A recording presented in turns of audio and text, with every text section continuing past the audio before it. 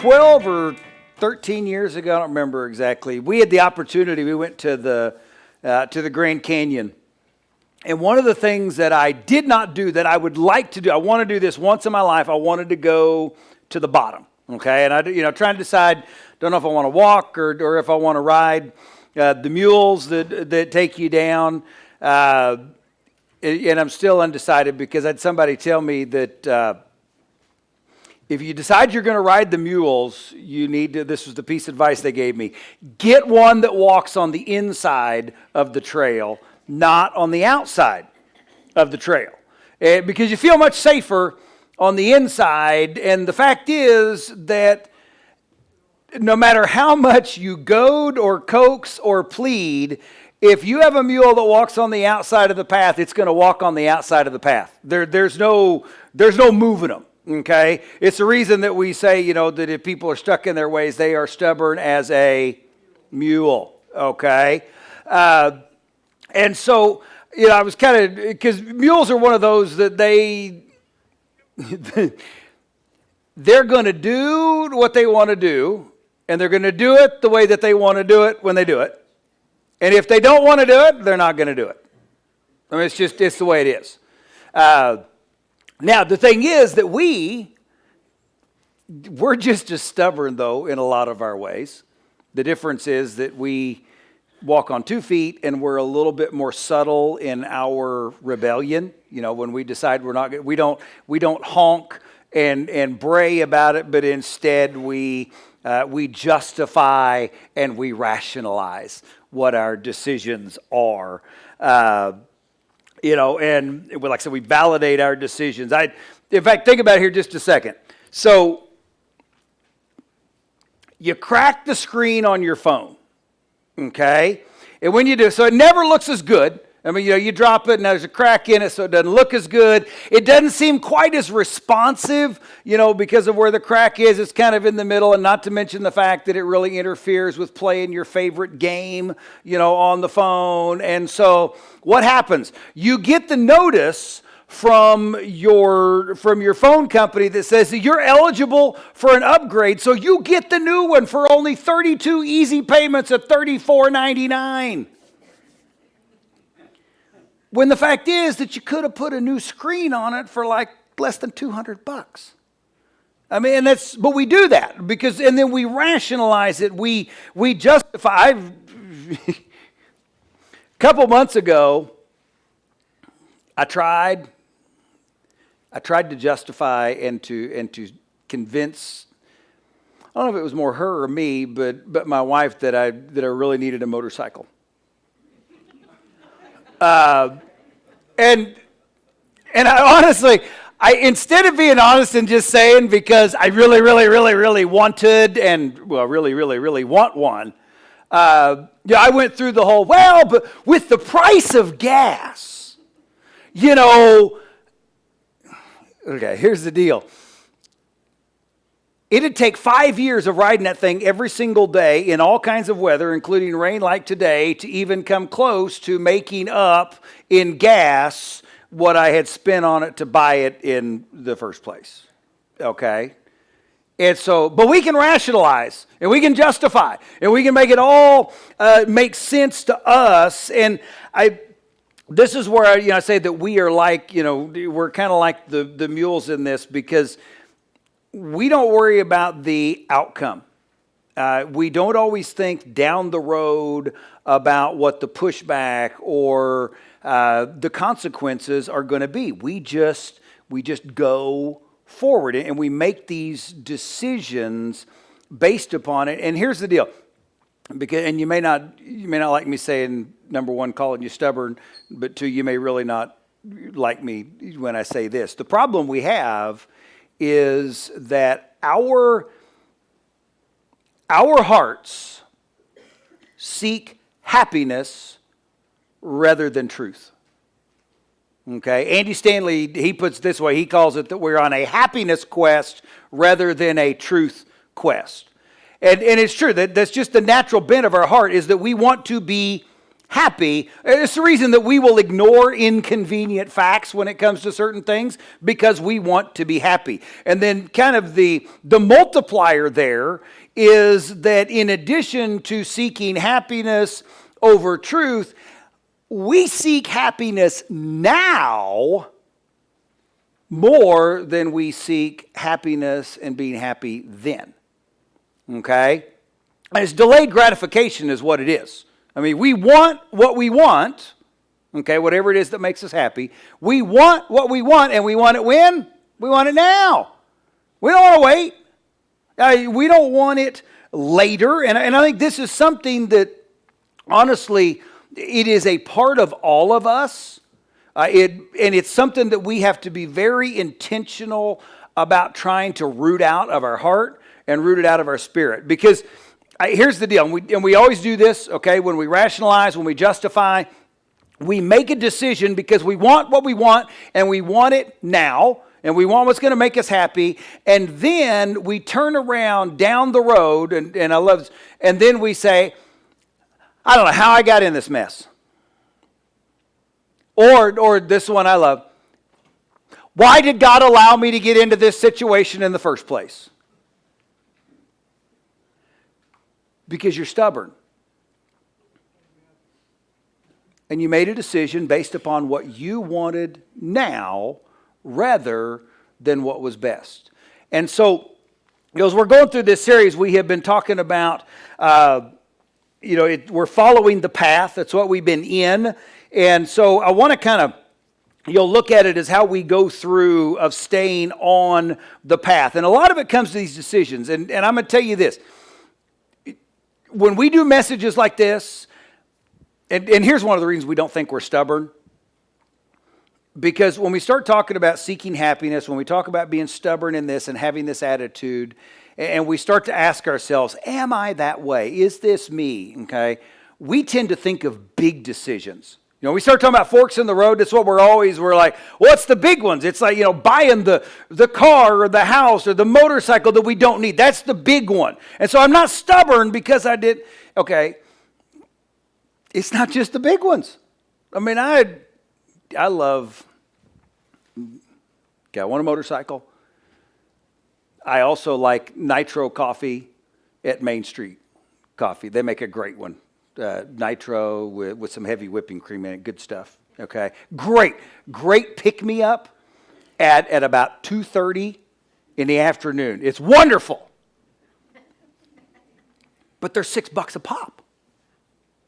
Which means that even if I only go like 3 days a week, that's still $75 or $80 a month that I could do other things with. That I could do good things with. Things that would make me happy. Now, granted, they may not make me as happy as a Nitro with heavy whipping cream does at 2:30 on a Monday afternoon, but it will make me happy later. See, it's those little decisions too, not just the big ones. And that's where we get stubborn, and that's where we seek after happiness now rather than then. And please don't hear me to say that it is wrong to be happy or that it is wrong to seek happiness. That's not what I'm saying. The problem is that when our desire for happiness takes us in one direction and integrity and character and faithfulness takes us in another direction. Because like we've been talking about all throughout this series, what have we learned? We have learned that it is our direction, not our intention, that determines our destination. Okay? Our direction, not our intention, determines our destination. And so, we've been in this series, we're calling it the path. Why have we called it the path? Because it's what we're supposed to stay on. And throughout it, we have learned, all throughout the Bible, and for our case, it's been Proverbs is where we have been. But here, we find all of the wisdom. God gives us all of the wisdom that we need to not only get on, but to stay on the right path. Okay? Because, one of the principles we had is that what? When it comes to being on the path, we are going to come to a fork in the road.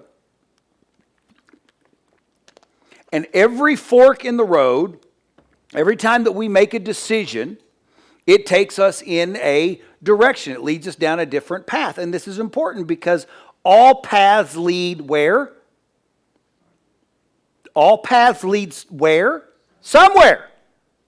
They all go somewhere. I know it sounds, you're just like, well, that is so stupid but it's true.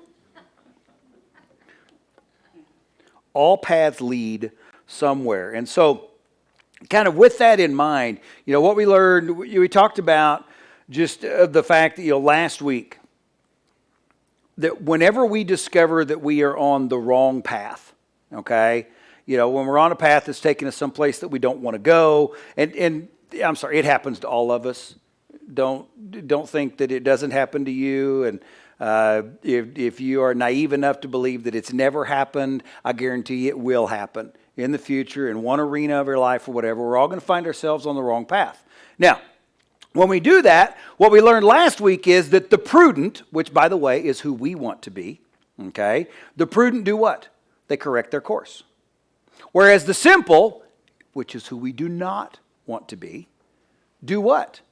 They keep going. And what do? They rationalize in their mind and to everybody else that it's all going to work out in the end. And as a result, they end up suffering for it. Okay? So, as we kind of take this, we learn, one of the things we find out, I've said many times, there's nothing new under the sun. Solomon wrote those words. And apparently it's true because Solomon, 3,000 years ago, the people had this problem, and he defined a remedy to it to solve the problem. And it's the same remedy that applies to us today, 3,000 years later. So nothing new under the sun. And so turn to Proverbs 3. This is where we're going to be today. Proverbs 3. Now, this is a passage that probably most of you've heard it before. You may have memorized it before. If you've been around me for more than about a week or two at a time, then you've heard it from me. Maybe not in its entirety, but you have heard it. And so what I want us to do today, we're going to take this passage and then apply it to our principle of the path and the fact that your direction, not your intention, determines your destination. So Proverbs 3, beginning in verse 5, he says, "Trust in the Lord with all your heart and lean not on your own understanding. In all your ways acknowledge him, and he will make your paths straight. Do not be wise in your own eyes. Fear the Lord and shun evil. This will bring health to your body and nourishment to your bones. Honor the Lord with your wealth, with the first fruits of your crops. Then your barns will be filled to overwhelming, and your vats will brim over with new wine. My son, do not despise the Lord's discipline, and do not resent his rebuke, because the Lord disciplines those he loves, as a father the son he delights in." Okay? So, what we find right here, is we're going to kind of pick this apart. And so in the first little part of this message, verses 5 and 6, Solomon tells us that in order for us to stay on the straight path, we need to do three things. The first one is trust in the Lord with all your heart. The second one, don't lean on your own understanding. Third one, acknowledge God in all our ways. And, excuse me. What's that look like, though? And here's the deal. I think there's probably maybe three groups of people in here. There's one of you that hear it and you go, yeah, whatever, I don't care. Okay? So, you should. The second group is those that are kind of like, I hear that, but what does it look like? What does it mean? How do I do that in my life? The third group, honestly, I think is a lot of us. We've heard this so many times that we've kind of become immune to what it is trying to tell us. And so we just kind of hear it. It's words that we quote, but that we don't ever apply. And so what does it mean to trust in the Lord with all your heart? I will tell you what it means to me is that we need to be reminded that trusting in the Lord is not a smorgasbord. It is not a buffet. Okay? And here's what I mean. To trust in the Lord with all of your heart means that we do not get to walk down the buffet of faith and decide, I'm going to give him that. No, not trusting there. Not trusting there. Oh, this is good. And that's what isn't that what you do at the buffet? You go through, you pick out what you like. You don't get what you don't like.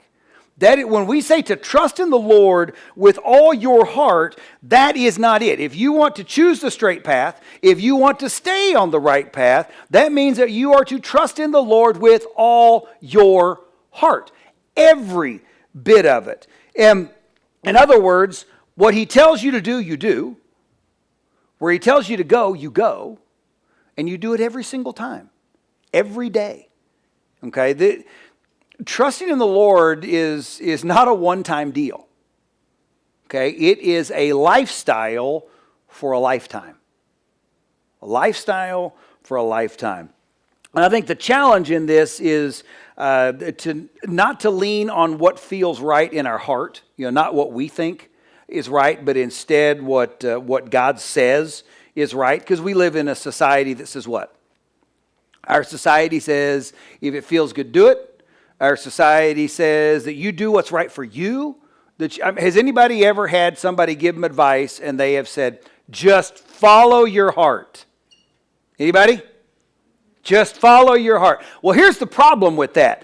Jeremiah, in Jeremiah 17:9, he said, the heart is deceitful above all things and beyond cure. You know what that means? Your heart lies to you. So when they say just follow your heart, no. Because your heart lies to you. I think what many of us have figured out, okay, is that a lot of times our heart will tell us to go this way or to go that way. But what a lot of us have learned is that what the heart wants, but it's not always right. Meaning it's not always the right thing. And the heart cannot guarantee that what it wants is right. May feel good at the time in the short term and then costs us in the long term. And so, here, say this with me. I want to make sure that you get it. 1, 2, 3. My heart lies to me. 1, 2, 3. My heart lies to me. That's why we don't trust it. Okay? We can't make decisions based upon that. And that's the reason Solomon is giving us this wisdom. What he's saying is that when you come to a fork in the road, when you have to make a decision, don't listen to your heart. Listen to God. Don't lean on your own understanding and what you think, your own heart, to make the right decision. Instead, do what? Listen to God. Listen to his guidance to make the right decision. Jesus gave us the same. He gave us the same advice. He was being asked one time about things that seemed really important at the time. And in Matthew 6:33, what was his response? He told them, don't worry about the things that seem important right now. Instead, seek first his kingdom and his righteousness, and all these things will be provided to you. In other words, the things that seem so important to us right now are not the things that are always that important. And that's why, we read this, to trust in the Lord with all your heart, lean not on your own understanding, in all your ways acknowledge him, and he will make your path straight. And that is to invite him into every aspect of your life. Here, I'm going to give you a visual. Trusting in God for your salvation, okay, we're going to use the visual of a house. Trusting in God for your salvation is kind of like inviting him into the living room. Okay? Invited him into the living room. Trusting in the Lord with all your heart means you have to ask the question, but have I invited him into the kitchen table where I pay all my bills, where I balance my checkbook, where we make all of our family decisions? Have you invited him into your bedroom where all of your private thoughts are? Have you invited him into your closets where you keep all of your secrets? See, to trust in the Lord with all your heart is to invite him into every aspect of our lives, not just the ones that are easy. And I think a big step in that is recognizing that our heart has a natural bent in it, okay, to seek what it is that makes us happy rather than seeking God's wisdom. That's just the natural bent. We need to recognize that. And so I'm going to pose a question to you. And I'm going to say it's an uncomfortable question. It really is. And it's an uncomfortable question for two reasons. For one, because it is a question that I don't think any of us ever want to have somebody else ask us. But secondly, it's an uncomfortable question because I think deep down inside, it's a question that we would all like to be able to answer because it reveals the areas in which we need God's help and God's guidance. And here's the question. Imagine you were given a truth serum, okay? And you were then, you couldn't lie, but you're also able to strip away all of your self-deceiving reasons for your actions. The question is, what path are you on that you know you shouldn't be?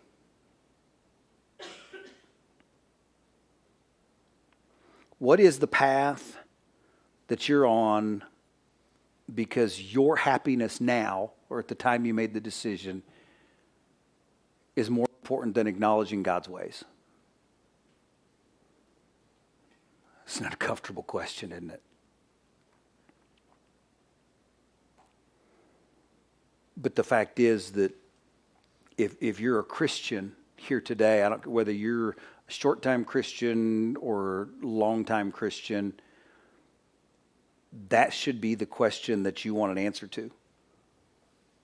Because deep down inside, what you know is that when you have the honest answer to that question, it'll change the way that you approach everything. So, once you come down off the truth serum and you start to wonder, well, okay, so what do I do now?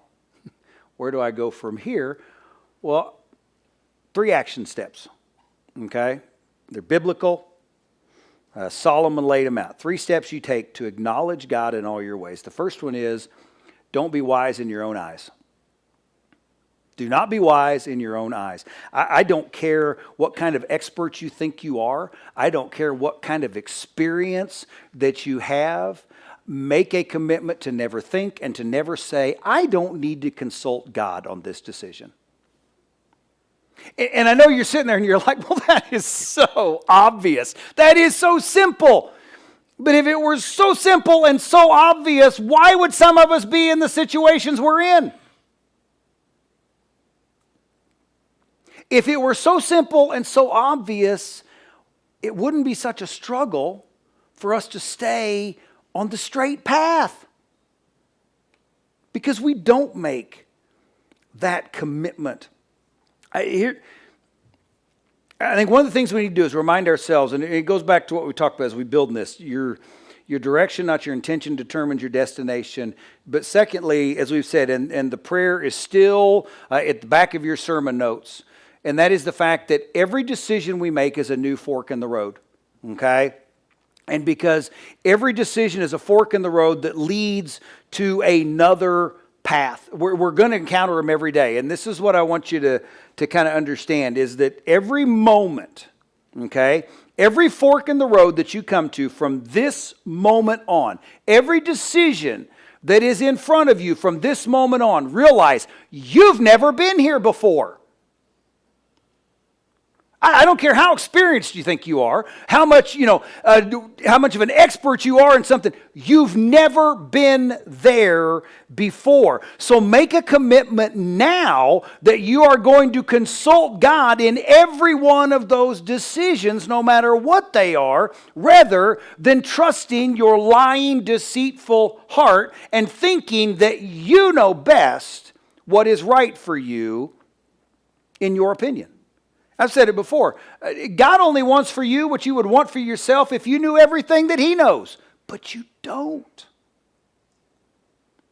So instead of trusting your heart, trust Him. Don't be wise in your own eyes, okay?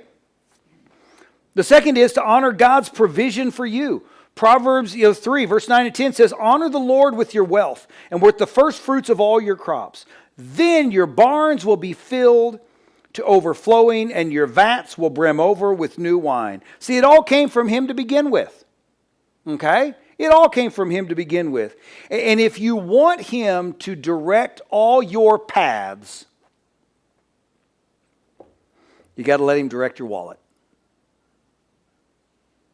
The thing we all recognize, I mean, we've talked about it before, I think we all know it, but our wallets are directly connected to our heart. They are. I mean, we know that. Here's a principle for you. You can give without loving, but you can't love without giving. You can give without loving, but you can't love without giving. And here just kind of to flesh it out. Imagine you got a young person, man, woman, doesn't matter, in their 20s.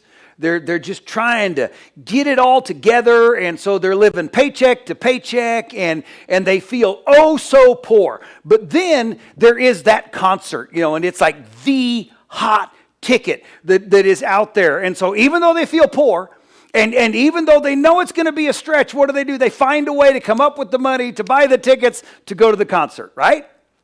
Okay. Now fast forward 5, 6, 7 years from now. So now they're married and they have a baby. And so now, what they're thinking of is diapers and formula and cribs and strollers and all the things that, a newly minted mom or dad has, on their mind. And so now that concert comes up and it's the hot ticket. And what's their response? Are you kidding me? I can't go. I have a baby to take care of. So what's happened is that just like that, the love for a person has done what?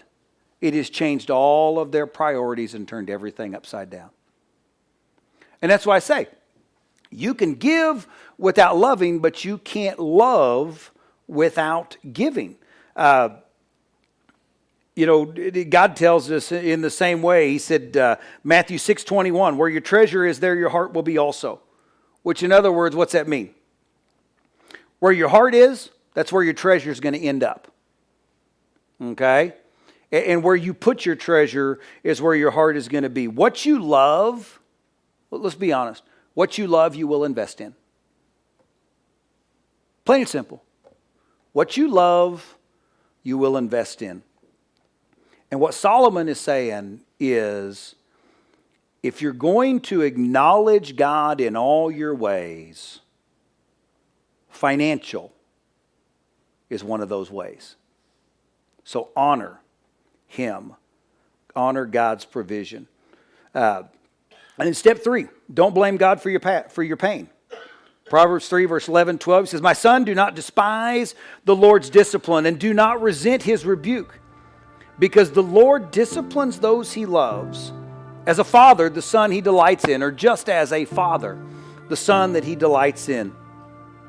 Sometimes, I think many times, you and I, we're the actual cause of our own pain. We are. I mean, there are times when God knows that we need correction. There are times, when which He then provides that discipline, just as any loving father does. But let's be honest. It's because the result of our actions. It's because of our choices that we need that correction.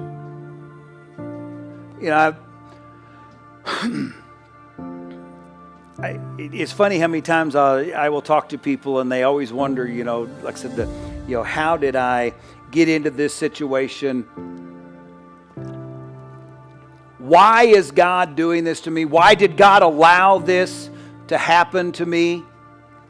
And I'll be honest, a lot of times when people are at that point, they're in too much pain to be willing to listen to the truth. But the truth is that we try to say that, well, why did God let this happen to me? Why didn't He stop this from happening to me? And it's not a case that God wanted you to go through this. It's not even a case that God couldn't stop this from happening to you. He tried. He's tried to get our attention. He's tried to speak to us.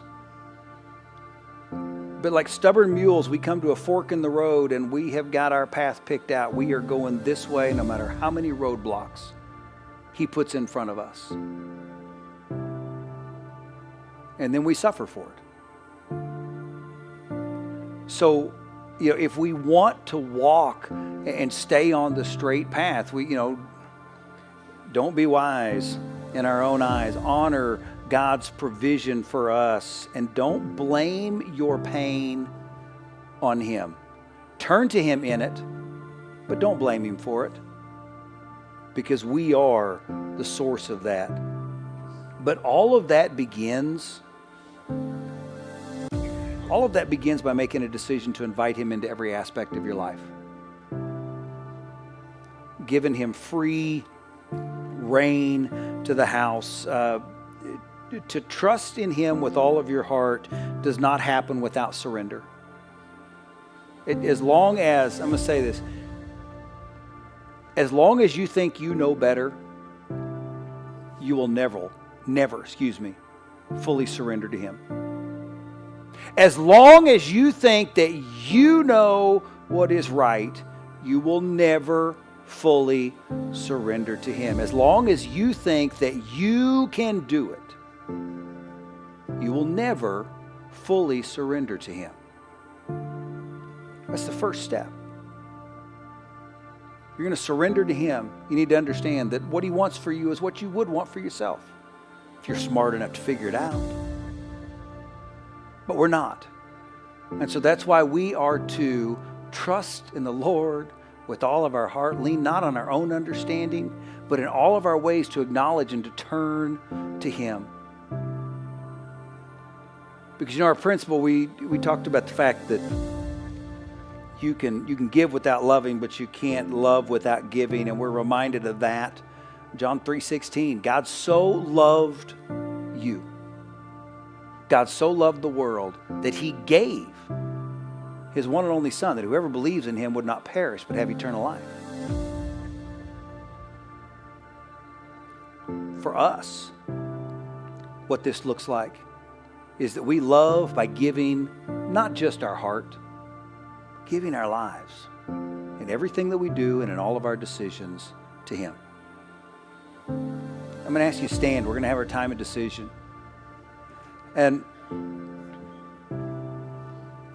I'll ask the question again. Get rid of all the self-deceiving reasons. What path are you on that you shouldn't be?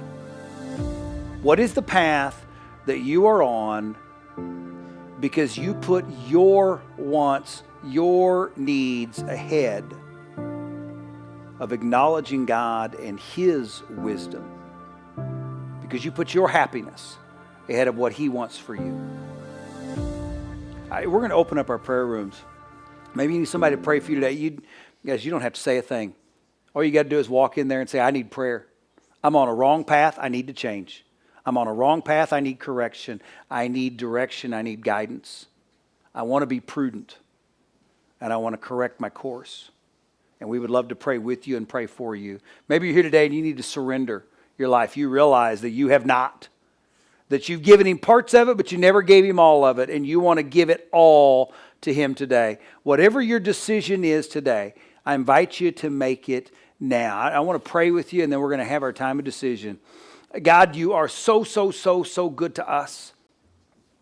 And God, we know that you love us so. That's why you sent your Son. And so now we come to this moment, God, and we so many times we say we love you. We talk about how much we are in awe of you. But God, in order to truly love, we've got to give. And give not just our heart, not just part of our heart, but God, to surrender every aspect of our lives to you. Not only our spirit, not only our heart, but God, our finances, and trusting you every single aspect. We want to just open up the entire house and tell you, come on in, that you are the unseen guest in every room of our house. And you are the reason that we are who we are and what we are. That's in Jesus' name we pray. Amen.